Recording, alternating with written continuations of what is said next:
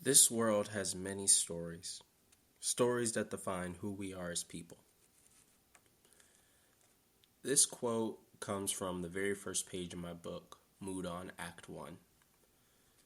When I thought of this quote, I thought of course, the world and the people, obviously.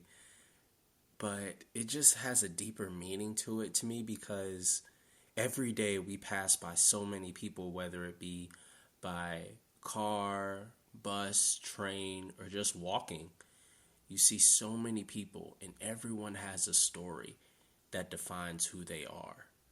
So I just really wanted to shine a light on that before people read my book so it can kind of open up your mind to remember that this story that I've written could easily be someone that you pass by. Of course, not in specific detail, but when it comes to the lesson that one might learn from Moodon's story and the rest of the characters as well. So definitely expect for the next book to have another quote that kind of helps you understand about the characters and what they go through.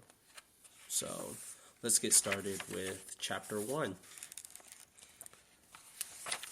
Also, for everyone that supports my writing and my endeavors, thank you so much from the bottom of my heart. I would not be here without you all. Chapter 1. A young boy, Moodon, sits at the creaking wooden table waiting for his supper made by his mother, Inya.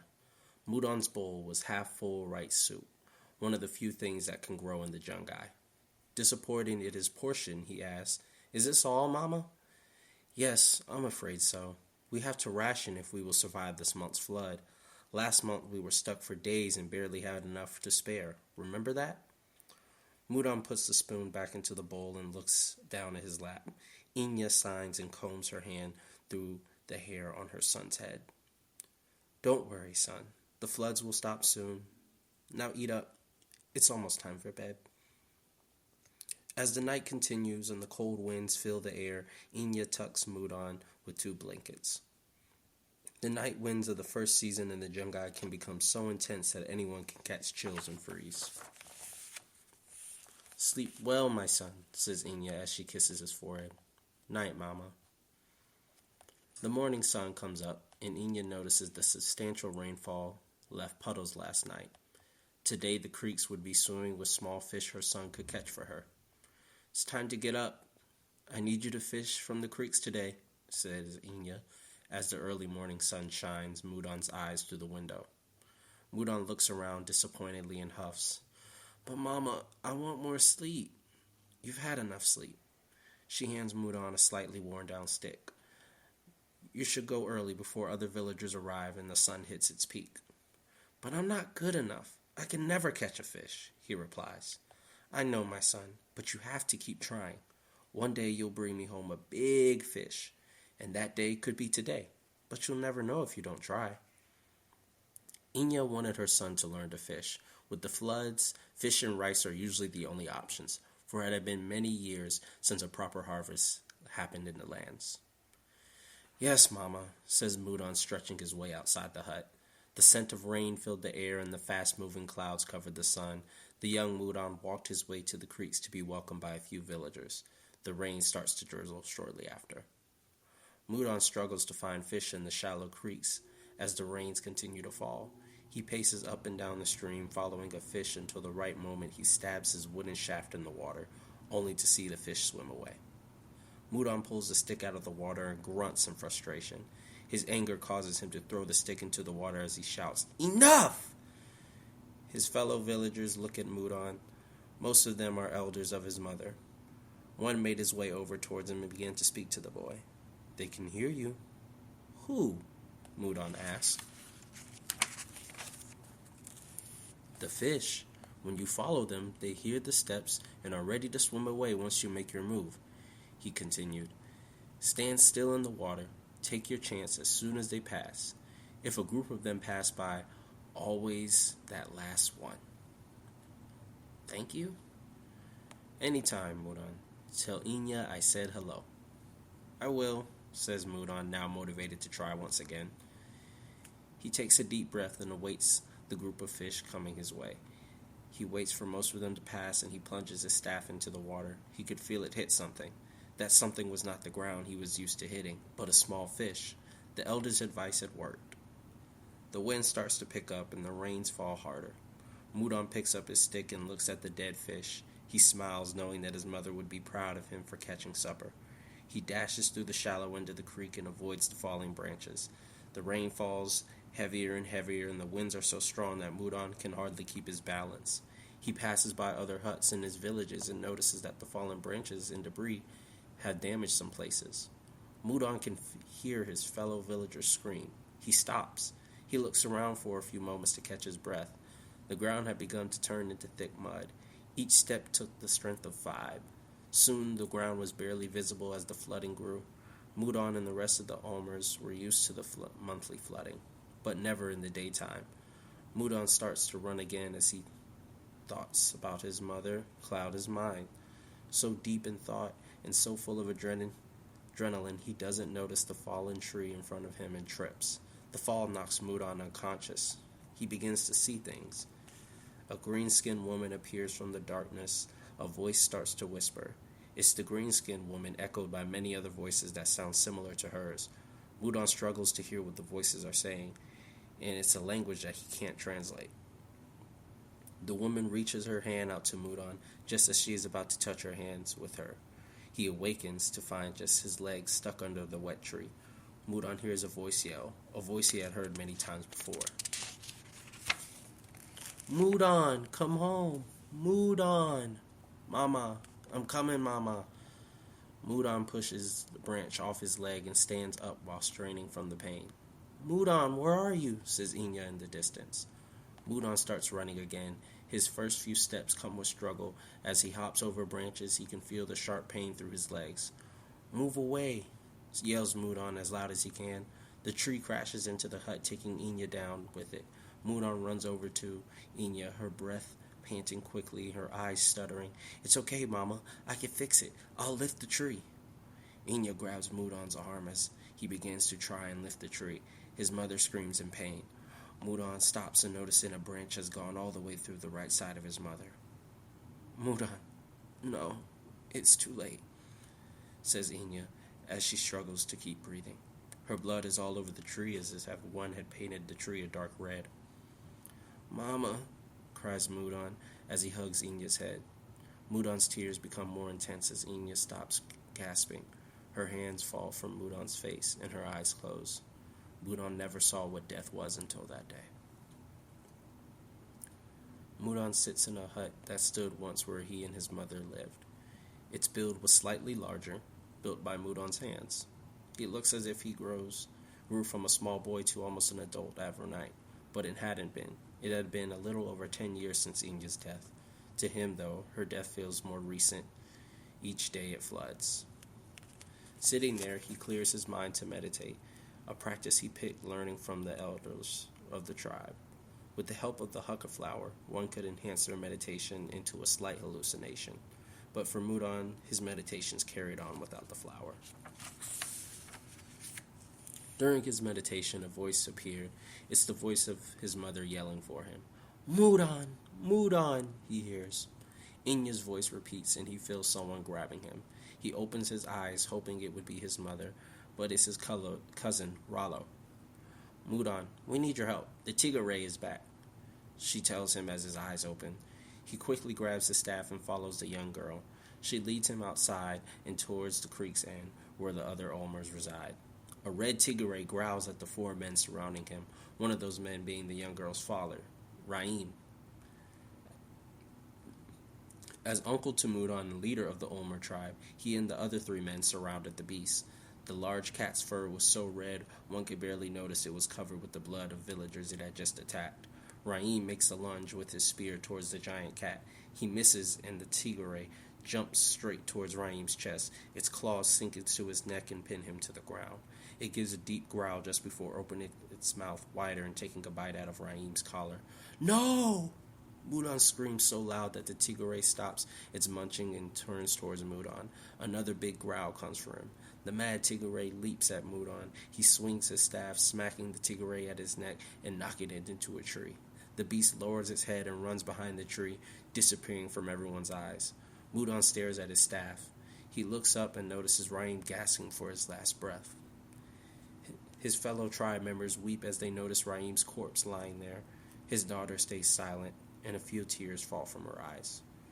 Moodon notices her silence and comforts his cousin. It's okay, Rollo. Moodon couldn't find the words to say. Even he had no words to say. He looked down at Rollo and thought about seeing his mother die. Rollo was handling it better than he thought. She was closer to her 16th day of birth, and he was only 10 years past his birth when he lost his mother. The weeps die down to soft tears. Then a woman's voice screams, "No!" Knowing the voice, Moodon and Rollo turned to see his Aunt Offrey falling to her knees, with tears as big as the rainfall from her watery eyes. The death of her husband left her screaming and weeping louder than any of the other villagers. Before he can embrace his aunt, one of the men that was with his uncle walks over to Moodon. Red tigres never eat a human. They may attack, but they never eat. Even they are struggling to find good food. It will be back again. It must die before the next flood, said the man. Benatar is his name, a close friend to Raim. Go kill it then, says Moodon, staring at his uncle, grasping for each breath. Raim will pass, Benatar says, trying to keep his emotions from his childhood friend together. You've got to lead us. I don't want to be a leader, thinks Moodon after looking down at his staff again. Moodon's face spoke for itself. Rollo is too young to lead Moodon. She is his only child, says Benatar. Too young? She's 16, says Moodon. But you know your uncle trained you to leave if something happened. He told me months ago, and this is what he wants. Lies. He never told me such a thing. He didn't have to. You knew that's what he was doing when he took you out to practice swinging that staff each day, says Benatar. Moodon knew Benatar was right. Deep in his thoughts, he knew his uncle's training had more to it. Still, Moodon would try to avoid having to step in such a role. That means he just wanted me to be able to get strong and protect my family. Don't mean I should be the leader of the whole tribe. That should be you. You may be right about that, but the elders wouldn't like it. Everyone loves Rollo. She's still young enough that she won't listen to her elders. She just needs guidance from her cousin, so she'll listen to you.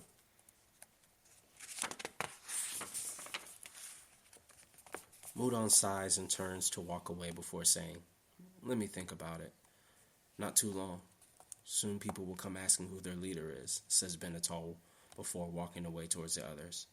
Moodon looked over and saw Rollo comforting her mother and felt he should give his aunt her space. He thought it wouldn't be right to think about being the leader while in the same room as their grieving aunt. For some boys, being the leader of the tribe was a dream come true, but for Moodon, he hadn't dreamed of anything since losing his dear mama. Now the only thing he dreams of is his mother. Her voice would speak out to him in those dreams, only to see the green-skinned woman appear in her place, speaking her foreign language. Moodon hugs Rollo and Aunt Offrey and walks back toward his hut. He wanted to meditate, for his future could be changing soon. Before he tries to clear his mind, he looks at the husk of flour and contemplates if he would take the substance. After staring and thinking, he takes a deep, long breath, opens his mouth, and presses the teeth on the plant. He sets the flour back down and looks at the bite mark he's printed at it. Then he starts his meditation process with a prayer out loud. I pray to the half-life God and all the other gods. I have a peaceful meditation. May your spirit guide me. Moodon awakens on the coast. His arm feels numb, and he notices a few scratches on his body that weren't there before.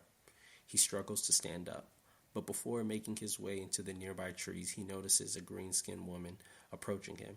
Moodon grabs the seaweed off himself and shakes his head to get the remaining water out of his ears. He could barely hear what the green-skinned woman said as she got closer.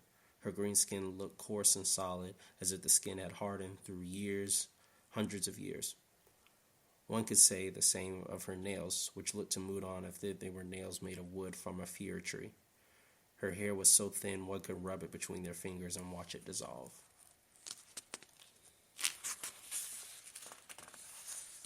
Moodon sees his staff just a few feet away. He stumbles over to pick it up. The woman's words finally sound clear.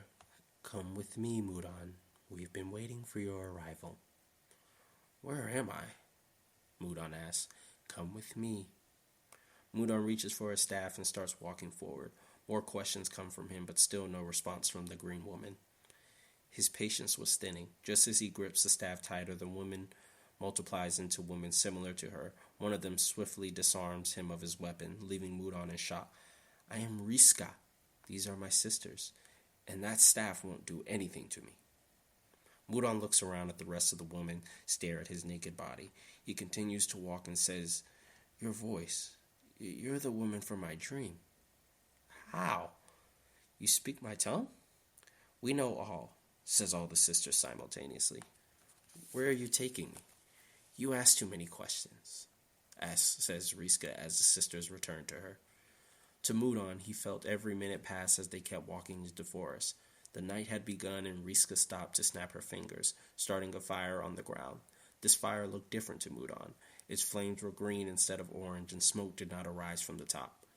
Moodon still felt warm, his soaked clothes started to dry. The night is here, the cold is worse than you know in the Jungai, says Riska. How do you know my name and where I'm from? Asked Moodon. We've been waiting for you. You keep saying that. What do you want from me then? Asked Moodon. One of the sisters angrily arises until a small hand gesture from Riska calms her down. There is much to know about us. Perhaps another time. But now I need you to free us. Free you from where? Why would I even do that? Because we can help you save your people, stop the floods, become leader of the Jungai. The sisters surround Moodon and place the crown of the Jungai on his head. As a boy, he heard stories about the leader of the Jungai, who brought every tribe together as one. The stories also said they wore a large crown made with diamonds and other jewels found in the caves in the lands of the Pala tribe. When the flood started, the Jungai had broke apart again, leaving the people to care for themselves. I don't want to lead, says Moodon, taking the crown off his head. I want to save my people from the floods. I've lost too many. I can't afford to lose anyone else. And you can, with the rock. The rock? Says Moodon, followed by a laugh. Yes, long ago, we made a rock that would hold the power of life. There is a way you can bring the crops to life and free us. A rock. Some rock. This is what can solve my problems. This must be mad. It could all be a fable. I felt like I had no choice but to indulge in a tale of this rock, though.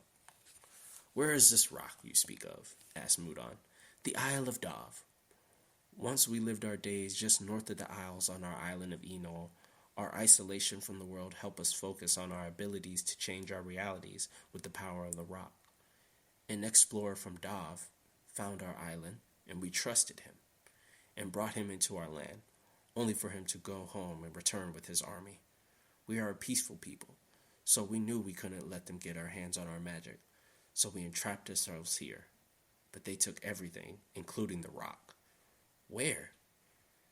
In the minds of the people. You say that like that's the simplest thing. It has. As it has been for the 100 of years. That's how long you've been here. Lost count. Maybe a few generations. Maybe 1,000 of them. I don't know. I'm sorry for what's happened to you, but I can't go to the Isles. I just can't. So you want your cousin to struggle each day to keep everyone from starving? Knowing you could put an end to it all? Moodon sat there and stared at the green flames. He contemplated saving his people or letting the struggle continue. Seems like I have no other choice. And if it will save my people, I'm in. From Moodon's eyes, he sees Riska and her sister smile and wave as they fade into the sky. Moodon looks around and notices he is back in his hut. His mind juggles the realness of his journey to a new world, but the vision he saw felt as real as anything, and the crown Riska put on him felt real. The warmth from the green fire felt real. Nothing was more real than his people needing to be saved. Alright, so I just finished reading chapter 1 for you guys, and that was a pretty new experience for me. This is my first time doing any type of audio reading of my book. Of course, I've read my own book aloud, but this is the first time I've read it out loud for the purposes of an audience. So that was pretty interesting. I didn't think I would go through it so smoothly. I thought I would stumble a little bit more, but pretty proud of myself with that. And I want to dive a little bit deeper because as I read it, I was like, oh, there were so many details that I missed out that I could have explained to people. But, that's the purpose of my chapter analysis, to give people some more in depth on it. So let's go back. Let's flip back to the first chapter here. So yeah, the story starts off with Moodon eating rice soup and his mother telling him this is all we have. He lives in the Jungai, and he's part of the Omer tribe, and they get monthly floods, so crops don't really grow well. Only thing that grows really well is rice, and then when the floods come in, some fish come by the creek, so it's easier. They can kind of get some fish if you get there early. So that's kind of a story that, a daily life that Moodon goes through. But this particular, in a sense, flashback, he's thinking about that, and that day he didn't want to go, but when he did go, a storm arose that put a lot of damage on his village and ended up taking his mother's life. And originally you read the story thinking, okay, this is just going to start off with the young boy, but then immediately after his mother dies, I skipped to 10 years later.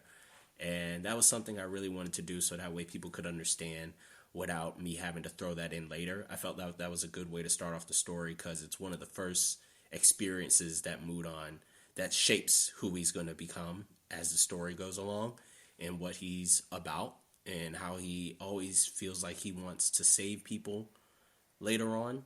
Because early on in the story, once Rollo passes away in chapter 1, not Rollo, my bad, Raim passes away in chapter 1, he doesn't want to step into the role because the past 10 years he hasn't had to.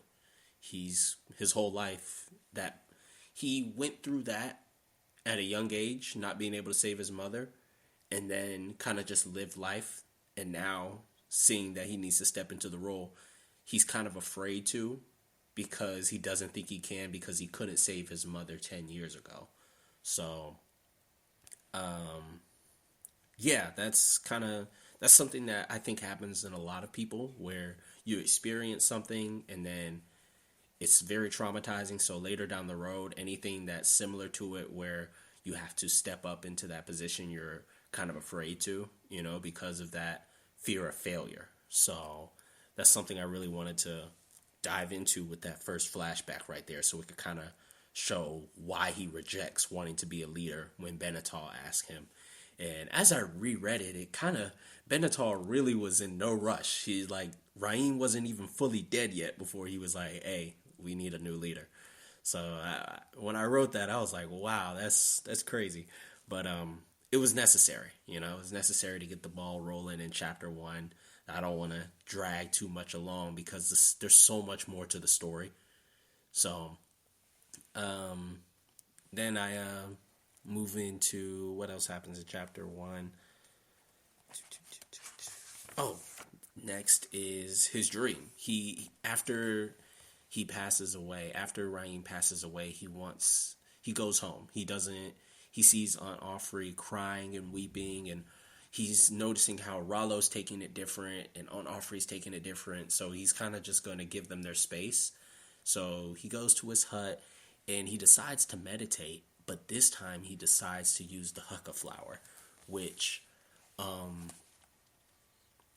previous times before he never really did. But this time he wanted to. And when he did so, he was finally able to fully see the woman that had kept appearing in his dreams. So it kind of showed how that substance opened him up to something that he wasn't seeing yet before fully. So he went and did that, and he finally sees Riska. He meets her and her sisters, even though, it's really just her, but it's part of the hallucination that there's multiple versions of her that surround him and speak simultaneously and move simultaneously. while he's visiting this world or wherever he is, this sort of other dimension. And when he does that, he's able to hear the story of Riska and her people from Eno that were essentially attacked by the people in the Isle of Dov, and they had to hide themselves in the minds of the people through their magic. And the source of that magic was taken away because they had to hide themselves. They couldn't take anything with them when they left our world and went into the spiritual world and into the minds of people. So they weren't able to do so. And yeah, that's pretty much their story. We're gonna dive a little bit deeper into it as we get into Act 2. So, but they are offering Moodon this opportunity. They're saying if you get this rock from the Isle of Dov, it can bring life to your people. It can bring life to you, but he's not seeing it as that. He's just seeing it as can it stop the floods? If it stops the floods, I'm down for it. It took him a minute to think about it because remember this is his first time under an hallucination of the Hucka flower, as well as the first time he's actually been able to speak to this green-skinned woman, of Riska, of course. And so he decides to go ahead and do it. He's like, you know what? Hey, might as well. If it'll save the people, why not? And, Riska, it seems like Riska was overselling because she started bringing up the leader of the Jungai, which was something Moodon never really wanted, going back to his fear of having to be a leader because his fear of failure. He didn't really want to, so it shows how Riska was kind of overselling it. So I kind of kept that open to a possibility of maybe Riska had tried other people, and we might get into that later on in Chapter 2 about that, and Act 2 as well, and seeing what more about Riska and her people's story. So we'll definitely tap into that. But yeah, that was pretty much most of Chapter 1. I'm excited about doing this with you guys. Chapter 2 is going to be pretty great. We're going to dive into more of his Moodon story, and I think a few more characters come into Chapter 2. Maybe, and just some more experiences for Moodon as he goes on this journey. To go save his people. So I want to thank everybody for listening and reading my book and supporting this cause, because we're going to grow something here, and I'm really excited for the future. And yeah, that's pretty much it. Just make sure you guys order the book. It's on Amazon, Barnes & Noble, Lulu, bookstore.com, pretty much anywhere you can get your online books. It's available for a decent price, and look out for Moodon Act 2 coming out. Maybe, I can't even put a date on it because I'm working on it, and life is just so crazy sometimes, getting back into school and everything, and just working and family time, everything. So I don't want to put a date on Act 2, but I definitely want to get it to you guys by the end of this year, hopefully. But yeah, I'm really excited for the future with this, man, and I'm glad to build something, and I'm glad you guys are on this journey with me, and stay along for the journey, because this is something that's going to be a long journey with so many more stories, so many more characters to dive into, so much more lore, and this is just the beginning, guys. So thanks for joining. Hope you guys have a rest of your good day. Good night.